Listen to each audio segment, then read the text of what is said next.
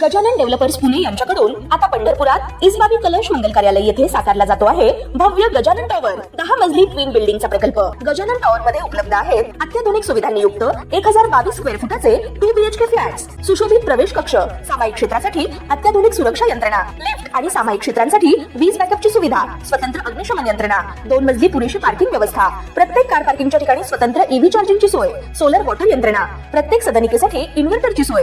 इसबाबी कलश मंगल कार्यालय शेजारी साकारल्या जात असणाऱ्या गजानन टॉवर मध्ये आजच आपला हक्काचा आणि आधुनिक सुविधांनी परिपूर्ण अलिशान फ्रीसाठी संपर्क क्रमांक 7677700025। ताज्या घडामोडी पाहण्यासाठी PVN म्हणजेच पंढरी वार्ता न्यूज या चॅनलला सबस्क्राईब करा। पंढरपूर सातारा महामार्गावरील वाढत्या अपघातांना रोखण्यासाठी तसेच महामार्गावरील वाहतूक सुरळीत होण्यासाठी महाराष्ट्र राज्य रस्ते विकास महामंडळाने महामार्ग संलग्न अपघात प्रवण क्षेत्राच्या ठिकाणी तात्काळ उपाययोजना कराव्यात अशा सूचना जिल्हाधिकारी कार्तिकेयन S यांनी दिल्या आहे।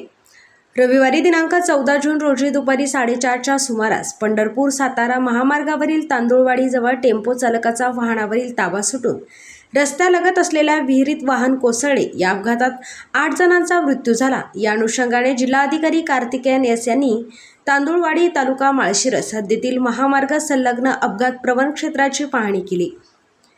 यावेळी त्यांच्या समवेत प्रांताधिकारी विजया पांगारकर, तहसीलदार सुरेश शेजूळ, महाराष्ट्र राज्य रस्ते विकास महामंडळाचे उपअभियंता PS राऊत तसेच संबंधित अधिकारी व ग्रामस्थ उपस्थित होते। यावेळी जिल्हाधिकारी म्हणाले, सातारा पंढरपूर महामार्गावरील तांदूळवाडी हद्दीत रस्त्यालगत धोकादायक 3 विहिरी असून महाराष्ट्र राज्य रस्ते विकास महामंडळाने तात्काळ रस्त्यालगत असणाऱ्या विहिरींच्या संरक्षक भिंतीचे काम सुरू करावे तसेच अपघात प्रवण क्षेत्रावर कायमस्वरूपी उपाययोजना कराव्यात अशा सूचना करून रस्त्याचे काम निकृष्ट दर्जाचे झाले आहे का, भूसंपादन प्रमाणे रस्ता आहे का, या मार्गावरील पूल व रस्त्याचे काम अंदाजपत्रकानुसार झाले आहे का, रस्त्याची रुंदी, रस्त्यावर गतिरोधक लोखंडी बॅरिकेड, रिफ्लेक्टर, संरक्षण कठडे, प्रकाश व्यवस्था यांसारख्या उपाययोजना आहेत का याची चौकशी करण्यासाठी समितीची स्थापना करण्यात आली आहे।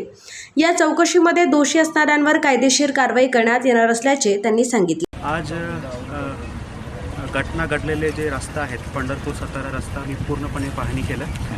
गावकऱ्यांनी मला बरेच ठिकाणी दाखवलेले आहेत। ह्या रस्त्यामध्ये 3 विहीर पण आहेत त्याच पद्धतीने आणि MSRDCच्या टीमसोबत मी पाहणी केलं असताना MSRDCच्या टीम पण उपस्थित होत्या आणि गावकऱ्यांनी मला बरेच जे काही त्रुटी आहेत ते पूर्णपणे सांगितलं। त्याच्यामध्ये अगोदर आम्ही एक कमिटी स्थापन केलेली आहे, 5 मेंबर कमिटी स्थापन केलेली आहे। ते 5 मेंबर कमिटीखाली जे प्रत्येक गोष्टी जे आहेत अत्यंत वाईट परिस्थितीमध्ये हे रोड झालेली असं तक्रार आहे। त्यानंतर पूलसुद्धा खूप वाईट पद्धतीने आहे तसं तक्रार आहेत। मी सुद्धा पाहणी केलेली आहे। ते पूर्ण विषय चौकशीमध्ये येईल।